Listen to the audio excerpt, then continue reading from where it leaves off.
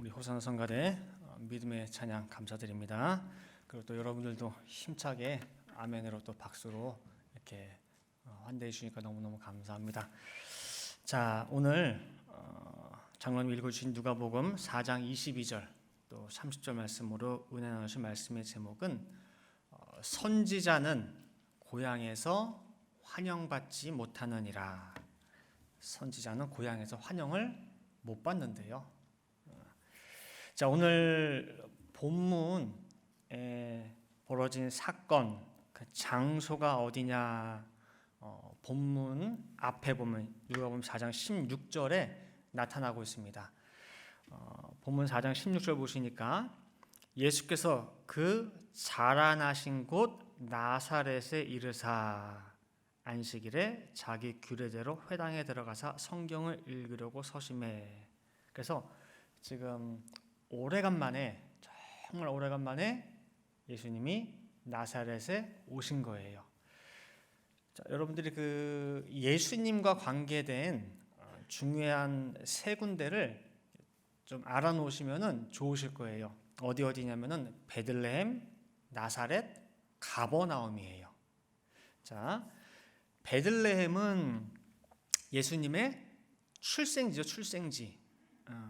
그래서 구약에 예언된 대로 유다 베들레헴, 그 이름 뜻이 떡집이에요, 떡집. 그래서 베들레헴에 태어나셔요. 근데 하지만 여기에 대한 기억이나 추억은 거의 없다고 보시는 게 맞아요. 예수님 기억 속에 뭐 베들레헴에서 내가 뭘 했고 뭐 했고 하는 거는 거의 없어요. 그냥 태어만 나셨어요, 거기서. 그 다음에 두 번째로 나사렛이라고 하는 곳이 밀접한 관련이 있죠. 그래서 예수님의 사생애, 30살까지의 사생애를 모두 보낸 곳이 이곳 나사렛이에요. 그래서 실제적으로 예수님의 고향이 어디냐 그러면은 나사렛이라고 보시면 돼요. 그 다음에 세 번째가 중요한 동네가 가버나움이에요. 가버나움. 예수님께서 이제 여러 가지 기사와 이적을 행하실 때에 가버나움이라고 하는 곳이 많이 등장을 해요. 왜냐하면은 고향 나사렛에서 자라시다가 이제 공생애를 시작하시는 가운데에 이사를 했어요. 가버나움으로 이사를. 그래서 공생애를 시작한 곳이 이 가버나움이에요. 자, 마태복음 4장 12절 13절 말씀 보시면은 그 장면이 나와요. 예수께서 요한의 잡힘을 들으시고 라고 나오죠. 이 장면이 뭐냐면은 예수님보다 6개월 앞서서 예수님의 가실 길을 미리 다 닦고 준비해야 될 세례 요한이 잡혀버렸어요. 옥에 잡힘을 들으시고 이제 갈릴리로 물러가셨다가 그다음 13절을 보시면은 나사렛을 떠나 스불론과 납달리 지경 해변에 있는 가버나움에 가서 사시니라고 나오죠. 즉 나사렛에서 이사를 해가지고 가버나움으로 간 거예요. 그 다음에 그 마태복음 4장 쭉 내려가면은 17절에 요한이 세례요한이 잡힘을 들으시고 갈릴리로 후퇴했어요. 물러났죠. 그 다음에 거기 한동안 계시다가 17절에 이때부터 가버나움에 이사를 가고 난 그 다음부터 예수께서 비로소 전파하여 가라사대 회개하라 천국이 가까웠느니라 하시더라. 그죠? 즉 예수님의 공생의 시작이 되는 기점 거기가 어디냐면 가버나움부터예요. 그래서 잠깐 그림을 보시면서 가버나움과 나사렛이 어딘지 조금 그래도 지리적으로 아시면 좋잖아요. 자, 여러분들 보실 때 오른쪽에 갈릴리 호수가 있죠? 그리고 호수 밑에 쪽 왼쪽에 보면은 나사렛, 제가 파란색 박스로 해놨죠? 거기가 예수님이 자라나신 고향 나사렛이에요. 그다음에 거기 계시다가 저 갈릴리 호수 상단에 보면은 빨간색 박스, 거기가 가버나움이에요.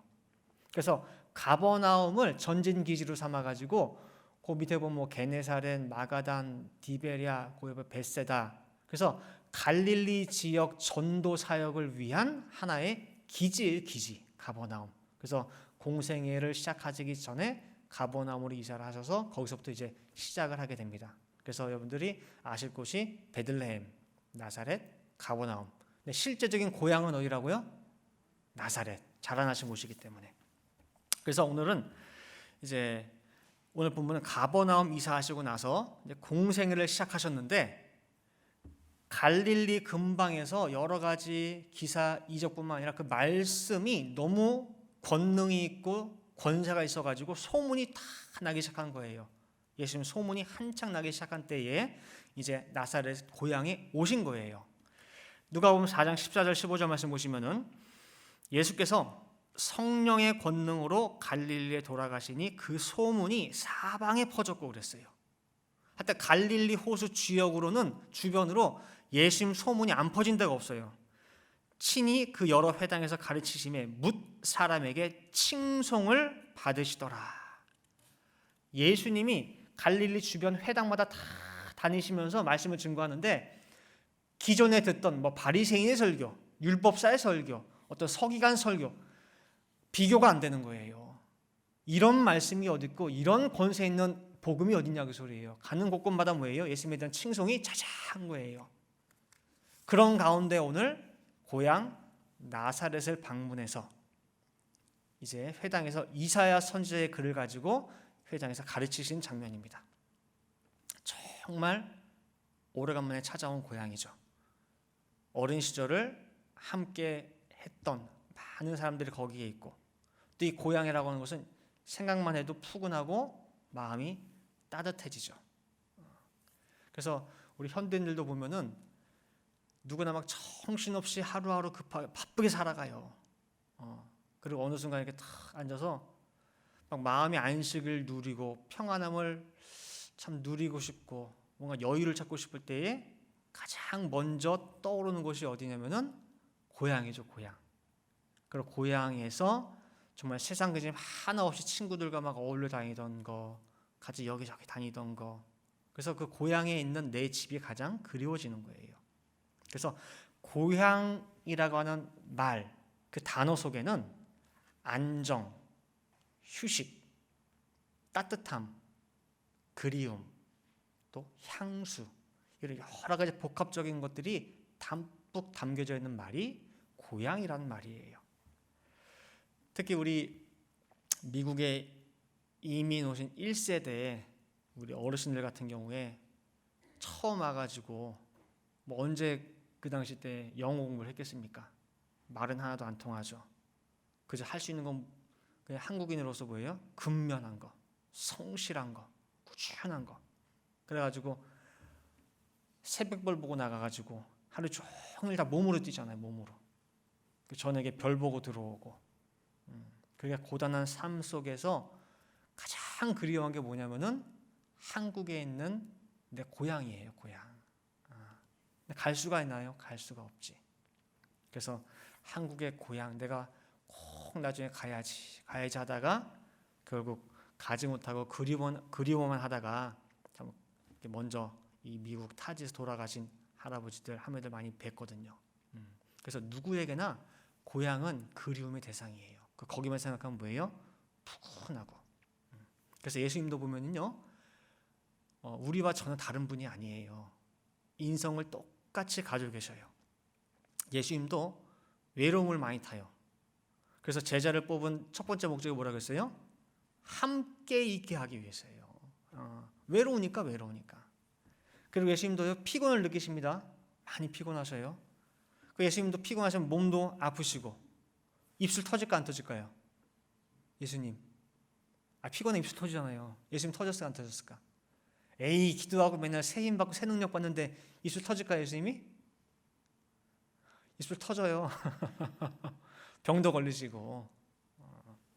자, 똑같이 우리와 인성 가지시고 마음이 어쩔 때 울적할 때도 있고 되게 뭔가 이렇게 막 고독할 때도 있고 그래요. 그래서 그런 예수님께 마찬가지로 고향이라고 하는 것은요, 여느 사람과 마찬가지로 푸근하고 마음 따뜻해지는 그런 장소임에 분명합니다. 그렇게 30년을 자라온 나사렛 고향에 왔어요. 그리고 이 복음을 갈릴리 근방에 다 전하긴 했지만은 예수님 마음 가운데 누구보다도 이 말씀을 받고 이 말씀으로 구원받았으면 좋겠다 하는 사람들이 누구냐면 뭐예요? 우리 옆집에 살던 아저씨, 우리 뒷집 살던 우리 아주머니, 내 고향 친구들, 내 후배들, 그죠? 그 사람들을 가장 먼저 생각하고 뭐예요? 이 사람들이 이 말씀 받고 구원받으면 좋겠다는 생각일 거예요. 그래서 그 한 가지 마음으로 와가지고 말씀을 증거했어요. 근데 오늘 예수님이 찾아오신 고향은 예수님이 생각하던 그 고향이 아니에요. 예수님의 입에서 나오는 그 말씀에 초점을 맞추고 주목한 게 아니라 어디에 주목을 했느냐? 요셉의 아들 예수 아니야? 라는 거예요. 누가복음 4장 22절 말씀 볼 때에 저희가 다 그를 증거하고 그 입으로 나오는 바 은혜로운 말을 기히 여겨 가로되 이 사람이 요셉의 아들이 아니냐. 예수님의 입에서 나온 말씀이 너무 좋아요. 너무 은혜로워요. 근데 그것을 어떻게 여겼느냐? 신기하게. 어떻게 쟤가? 제 학교도 안 다녔는데, 제 가방끈도 굉장히 짧은데 어떻게 저런 말씀을 전거하지? 기이하게 여겼어요. 있을 수 없는 일이 벌어진 것처럼 신기하게 본 거예요. 그리고 나중에 내린 결론은 뭐냐면은 제 요셉의 아들, 그 목수 아버지 내가 잘 알잖아. 요셉의 아들이 아니냐로 결국 결론이 지어지는 거예요. 누가복음에서는요, 사람들이 하도 이런 시각으로 보다 보니까 이런 일들이 너무너무 많이 발생을 하다 보니까 누가복음 3장 족보에서 예수님의 기원을 알려주고 있어요. 자, 누가복음 3장 23절 말씀 보시면은요, 예수께서 가르치심을 시작할 때에 30세쯤 되시니라. 사람들의 아는 대로는 요셉의 아들이니라고 나와요. 그러니까 이 얼마나 많은 사람들이 예수님을 바라볼 때에 이 관점으로 바라봤는지 여기다 썼어요. 이 기자가 썼어요. 사람들의 아는 바는 요셉의 아들이야. 그러나 그게 아니라는 거예요. 그게 얼마나 많이들 사람들이 아이고 가난뱅이 그 요셉, 그 목수 아들, 쟤도 아마 목술걸, 창문 만들고 문 만들고 하도 그렇게 보다 보니까 사람들의 아는 대로는 요셉의 아들이지만은 그러면서 시작하는 거예요. 그래서 그 이상은 해가지고 어디까지 올라가느냐? 누가복음 3장 38절에 하나님, 그 이상은 하나님이시라라고 해가지고 이 누가복음 기장은 누가복음 3장 족보를 통해 가지고 예수님의 기원은 하나님이야. 즉 예수가 곧 하나님의 아들이심을 보여주고 있어요. 그런데 고향에서는 여전히 예수님의 기원은 제 요셉의 아들이야. 그것이 고향입니다. 그게 고향이에요. 오늘 예수님께서 찾아가신 고향도 여기에요. 그래서 예수님이 우리에게 고향에 대한 새로운 개념, 대원칙을 제시하고 계셔요. 뭐냐? 선지자는 고향에서 환영받을 수 없다라는 거예요. 선지자는 절대로 고향에서 환영받을 수 없다. 이 말씀은 단지 예수님께만 적용되는 게 아니에요. 우리 성도들에게도 해당되는 거예요. 이게 단지 예수님이 고향 갔더니 말씀 전하기가 더 힘들더라, 고향이 오히려 영접하지 않더라 라고 하는 표면적 의미만을 나타내는 것이 아닙니다. 이 말씀은 선지자뿐 아니라 우리 모든 성도들에게 주시는 대원칙이에요. 선지자는, 즉 성도는 고향에서 환영받을 수 없어. 다시 말하면 돌아가서는 안 되는 고향, 돌아갈 수 없는 고향이라는 원칙을 가르치고 계셔요. 그러면서 예를 든 사람이 두 사람이죠. 엘리야 선지자와 엘리사 선지자예요. 3년 6개월 동안 비가 오지 않을 때에 고향 이스라엘에도 수많은 과부들이 있죠.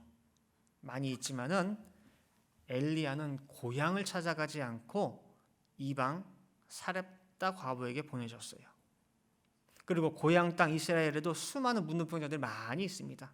근데 누구만 나음을 얻었느냐? 이방 사람 나아만 장군만 나음을 얻었어요. 다시 말하면은 아무도 고향에서 권능을 행치 못했어요.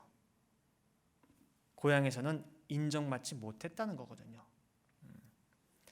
자, 그러면은 예수님께서 말씀하신 선지자들이 환영받지 못하는 고향, 돌아갈 수 없는 그 고향이 어떠한 의미인지 한번 크게 두 가지로 볼게요. 첫 번째는 고향은 안정, 안식, 휴식을 상징합니다. 안정, 안식, 휴식을 상징하는 게 고향이에요.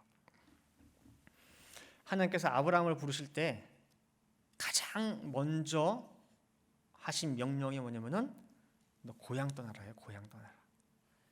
사도행전 7장 3절 말씀 볼 때에 가라사대 내 고향과 친척을 떠나 내가 네게 보일 땅으로 가라 하시니 그랬어요. 먼저 고향부터 떠나 그랬어요. 그 다음에 어디로 갈까요? 내가 너한테 보여줄 땅이 있어. 거기 가.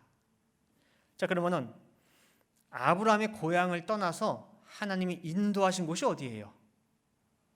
하란? 가나안? 결과적으로 놓고 보면은 거기가 맞아요. 그러나 고향을 떠나고 나서부터는 나선 그 순간은 아니에요. 하란도 아니고 가나안도 아니에요. 하나님 인도하신 땅은 어디냐? 갈 바를 알지 못하는 땅이에요. 갈 바를 알지 못하는 땅으로 인도했어요. 매일매일 오늘 어디까지 갈까요? 거기까지 가. 내일은요? 여기까지 가. 나중에 지나고 보니까 거기가 하란이었고 또 떠나. 어디까지 갈까요? 몰라요. 어디 가지. 히브리서 11장 8절입니다. 믿음으로 아브라함은 부르심을 받았을 때에 순종하여 장래의 기업으로 받을 땅에 나갈새 갈 바를 알지 못하고 나갔으며 그랬어요. 나중에 지나고 나서 보니까 거기가 가나안이에요. 하란이에요. 그 모든 과정들은 뭐예요? 몰라요. 목적지를. 창세기 12장 1절에 하란에서 가나안 갈 때도 뭐예요? 제일 먼저 떠나라는 게 뭐예요? 네 본토 떠나. 네가 지금 정부 측에서 사는 거기 있지? 거기 떠나라는 거예요. 이 아브라함의 믿음의 여정이 우리 믿는 성도들이 가야 될 모범이 된다고 한다면은 우리 또한 갈 바를 알지 못하고 가는 길이 우리 길입니다. 그래서 갈 바를 알지 못하고 가는 길, 이걸 문득 생각하면은요 막막한 거예요. 당장 전화 한 통화 와가지고 야, 너 오늘 빨리 이삿짐 챙겨. 그 당장 일주일 내로 다 떠나. 그럼 여러분 당연히 그 다음에 나오는 말이 뭐예요? 어디로 갈까요? 어디로 가는데요? 어느 도시로 가요? 그게 바로 나오는 거예요. 근데 그 말씀이 없어요. 그때 되면 알려줄게. 2, 3층 다 싸고 나면 알려줄게. 그 다음에 알려주는 게 어딘지 아세요? 바로 이 앞에 어디까지 가래요. 그러니까 황당한 길이에요. 어떻게 보면. 어디로 가요? 몰라. 그때 알려줄게. 깝깝한 길이죠. 그런데 갈 바를 알려주지 않고 그냥 가라고 하는 이 길이 또 어떻게 보면 하나님의 은혜이기도 해요. 어떤 은혜냐? 절대로 가는 길에 고향 만들지 않도록 만드시는 하나님의 은혜예요. 왜냐? 고향은 아까 말씀드린 대로 그 의미가 안정이고 안식이에요. 그 가는 길에 너무 힘들고 지쳐서 잠시 휴식을 취하는 가운데에 안정을 누리게 돼요. 그리고 하루 이틀, 일주일, 2주일, 한 달, 2달 지내다 보면은 어느 순간 여기는 다시 떠나기 싫은 고향이 돼버려요. 예를 들어 볼까요? 야곱이요, 호롤단신 아무것도 안 가지고 외삼촌 라반 집에 갔죠. 거기서 정말 종보다도 못한 그런 취급을 받아가면서 20년을 일해요. 거기서. 그럼 마침에 떠날 때도 정말 도망치듯이 야반도주에서 야반도주. 그렇게 해서 고향으로 돌아가는 길인데 또 큰 산이 하나 또 기다리고 있죠. 누구? 형 에서. 에서가 400명을 데리고 온대요. 환영하기 위해서? 아니, 죽이려고. 그 형 에서와의 만남을 앞두고 창세기 32장에 자기와 모든 가족 식구들의 생사를 걸고 야복강에서 죽기를 가고 싸우잖아요. 씨름을 하잖아요. 그죠? 그렇게 정말 하나님의 은혜의 도우심으로 뭐예요? 형 에서와 잘 화해하고 헤어졌어요. 그 앞에 있던 수많은 장애물, 난관, 먹구름이 싹 다 거쳐버리고 이제 안정을 취하고 평안을 얻게 된 곳이 어디냐? 세겜이에요. 세겜. 가나안 땅 탁 들어가서 첫 들어간 곳이 세겜인데 너무 좋은 거예요. 이런 안정과 이런 평안을 몇십 년 만에 지금 야곱이 처음 누려본 거거든요. 원래는 처음에 잠시 긴장 풀겠다고 들어갔던 그 자리가 어레레 어느새 고향이 된 거예요. 몇 년을 있었느냐? 10년. 10년을 그 자리에 머물러서 움직일 생각을 안 해버린 거예요. 너무 좋으니까, 편안하니까. 결국은 어떻게 움직이게 했느냐? 딸 디나 강간당하죠. 시므온과 레위, 하나님의 거룩한 할례 언약을 가지고 사람 죽이는 데 다 썼죠. 살인자죠, 살인자. 피비린 나는 살육의 전쟁을 벌이고 있을 수가 없어가지고 뭐예요? 도망치듯이 또 나온 거예요. 거기서. 그렇게 해서 비로소 뭐예요? 세겜이라고 하는 고향을 떠나게 된 거예요. 그래서 성도들이 걷는 이 믿음의 길에 고향은 없습니다. 아니, 없어야 돼요. 언제나 새로운 길이고 갈 바를 알지 못하는 길이 이 길입니다. 내가 열심히 맡겨진 일에 충성하고 헌신해서 어느 정도의 결과가 나왔어요. 나름대로 보람을 느껴요. 뿌듯함도 느껴요. 이제 이만하면은 됐지. 내가 아버지 앞에 부끄러움이 없어. 이 정도면 내 할 바는 다 한 것 같아. 그 다음에 당연히 무슨 수순으로 들어가느냐? 안정을 추구하게 돼요. 휴식을 가지려고 해요. 수고했는데 잠깐 숨 좀 돌리지. 그렇게 하는 순간 어느덧 그 자리가 내가 떠나기 싫은 고향이 돼버려요. 그래서 이 땅의 고향은요, 돌아가서는 안 되는 고향이에요. 돌아가서는 안 돼요. 하나님께서도요, 이스라엘 백성들의 그 고향과 얼마나 많이 싸우셨는지 몰라요. 하나님께서 아주 지긋지긋한 게 뭐냐면요, 인간의 그 고향이에요. 고향. 자, 출애굽 시켰어요. 가나안 땅 이제 가는 길이에요. 그 광야에 매일매일 가는 그 길이요, 말 그대로 갈 바를 알지 못하는 길이고, 처음 가보는 낯선 길이고, 새로운 길이고, 또 험한 길이에요.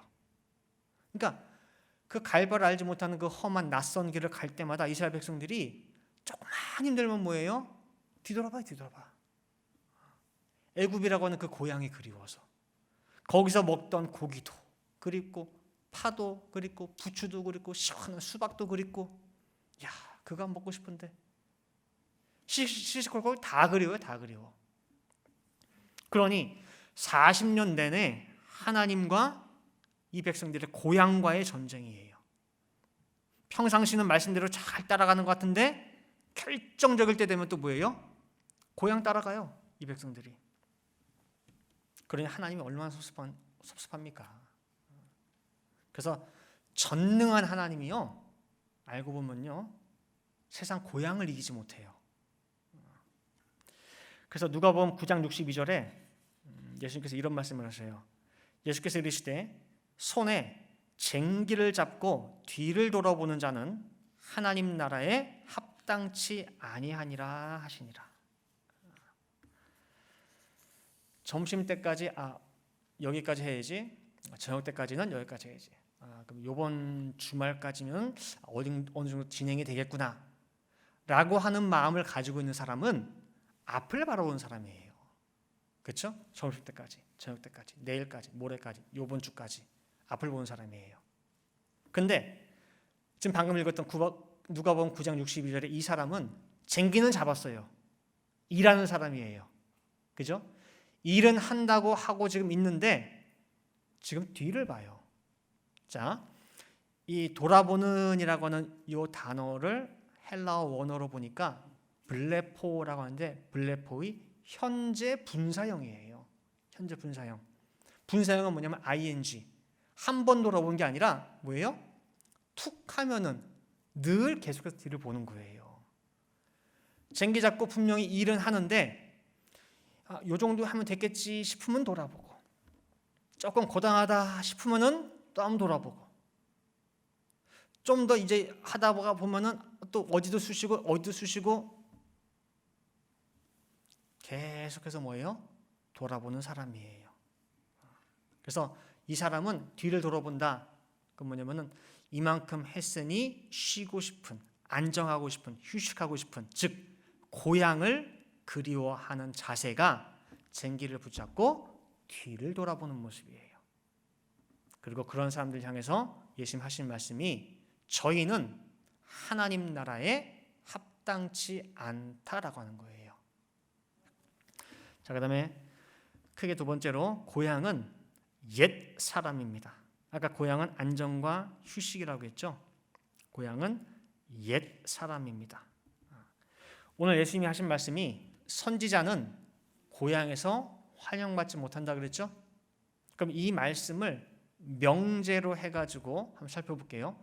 선지자는 고향에서 환영받지 못한다. 근데 만일 고향에서 환영을 받는다면 그 사람은 선지자가 아니란 얘기죠. 맞아요? 자, 선지자는 절대로 고향에서 환영을 받지 못해요. 이것이 예수님이 말씀하신 명제예요. 원칙이에요. 근데 그 말 속에서 만약에 갔는데 고향에서 환영을 받는다. 그럼 그 사람은 선지자가 아니란 얘기예요.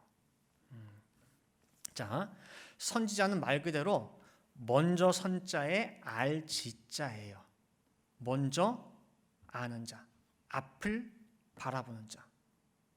말씀을 통해서 먼저 깨달았어요.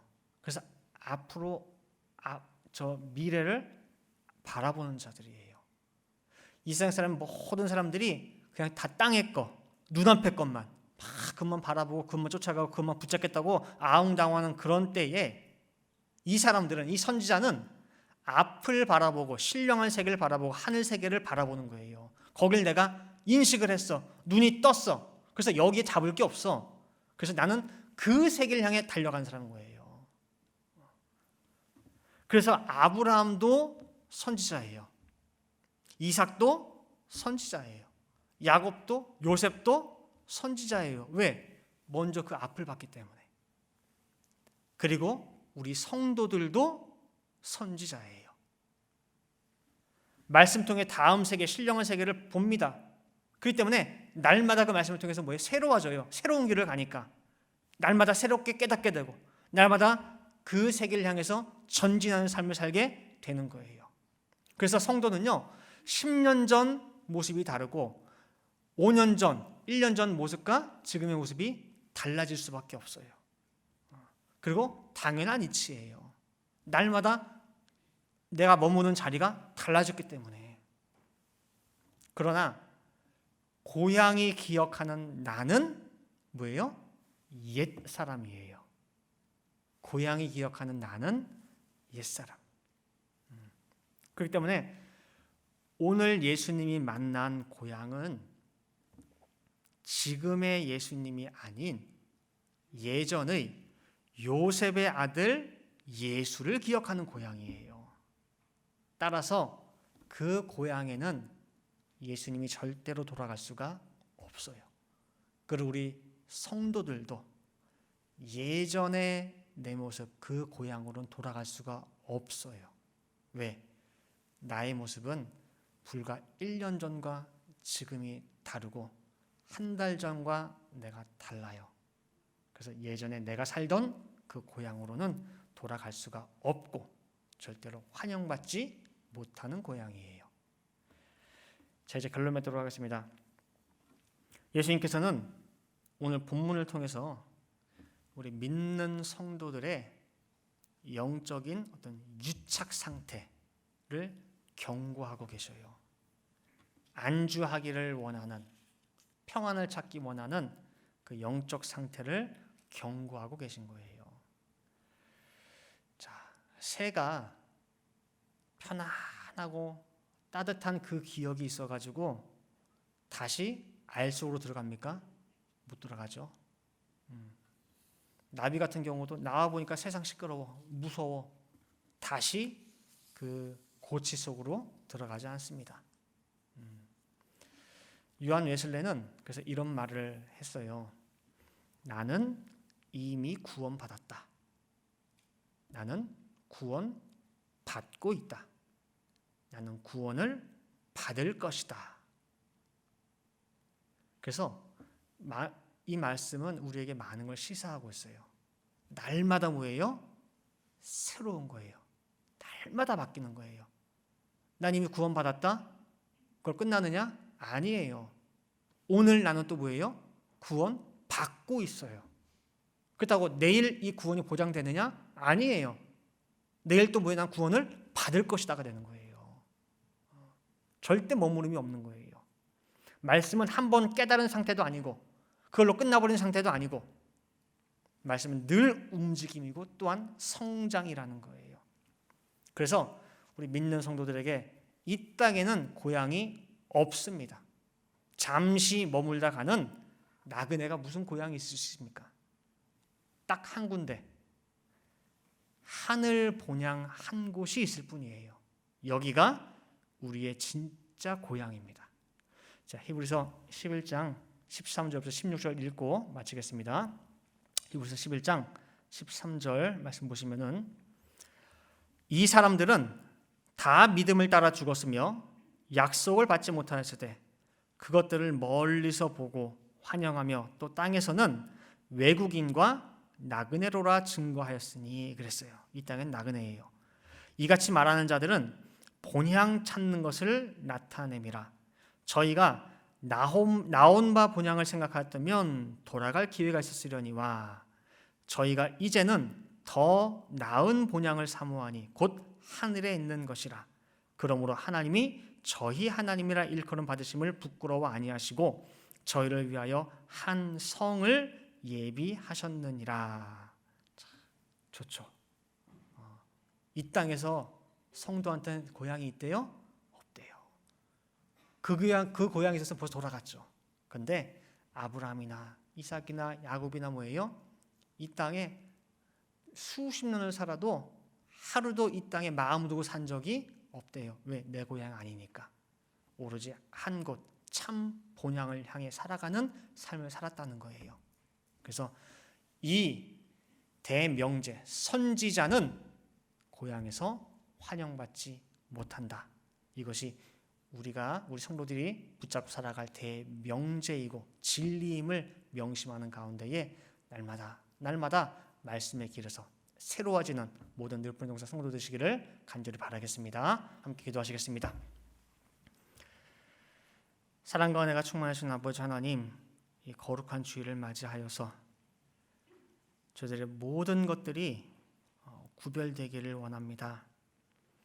저희들이 교회로 나오면서 시간을 구별하였고 또는 아버지께 나오면서 헌물을 구별하였고 저희들의 마음을 구별하였고 모든 것을 구별하옵사오매 오늘 거룩한 이 한 날 예비해 놓으신 큰 은혜와 축복으로 우리 성도들 머리 위에 쏟아부어 주시는 귀한 이 한 시간 되게 도와주시옵소서. 특별히 말씀을 주셨사오매 이 말씀 속에서 저희들 깨달음을 얻을 수 있게 도와주시고 특별히 오늘 고향에 대해서 말씀해 주셨습니다. 선지자는 이 땅 위에 절대로 고향이 있을 수가 없고 환영받을 수 있는 고향은 사라진다고 하는 것, 이 말씀을 명심하는 가운데에 저희들 이 땅에 제발 정 붙이지 말고 마음 두지 말고 오로지 하늘 본향만을 날마다 바라볼 수 있게 도와주시고 아직 하늘이 말끔하게 열려지지 않았다고 한다면은 정말 저희들 온전히 말씀과 기도로 에스겔 선지자와 같이 하늘이 열리는 축복을 받을 수 있게 허락해 주시고, 그리고 그 세계가 얼마나 복된 세계인지를, 이 땅과는 비교도 할 수 없는 그 세계인지를 저희들 똑똑히 바라보고 그곳에 저희들의 마음을 붙이고, 이 땅에서는 아브라함, 이삭, 야곱처럼 정말 나그네로 살아갈 수 있는 저희 모든 성도들에게 도와주시옵소서. 정말 혹여라도 정말 이렇게 일하는 가운데에, 말씀 받는 가운데에 힘들고 지쳐서 잠시 앉아서 계신 성도들 계십니까? 그곳이 자칫 고향되지 않기를 바랍니다. 정말 그 고향, 그 자리를 떨치고 일어나서 다시금 이 말씀의 길을 떠날 수 있게 도와주시고, 설령 그 나가는 길이 갈 바를 알지 못하는 미지의 한 군데 한 군데라 할지라도 오로지 나를 인도하시는 분은 아버지심을 믿는 가운데에 온전히 어린 양이 목자만을 따라가듯이 순종함으로 나아갈 수 있는 우리 모든 늘 보는 동산의 복된 성도들에게 도와주시옵소서. 그리하여 아버지께서 이끄시는 최종 그 목적지에서 우리 성도들 한 사람도 빠짐없이 다 만나서 기쁨의 만남을 이룰 수 있도록, 기쁨의 포옹을 하고 다 같이 수고했고 정말 다 같이 이 말씀의 길에서 쓰러지지 않고 왔다고 하는 정말 그런 감격의 만남을 아버지 허락하여 주시옵소서. 그리고 오늘 예수님 말씀하신 이 말씀을 꼭 한 주간 기억하는 가운데에 정말 날마다 나그네로서 정말 이 땅에 살지만은 주변 이웃 사람들에게 또한 말씀을 전하고 또한 사랑을 전파하며 살 수 있는 모든 성도들에게 도와주시옵소서. 기도원 될 줄 믿고 감사드리며 이 모든 말씀 사랑이 많으신 예수 그리스도 받들어 기도 올리옵나이다. 아멘.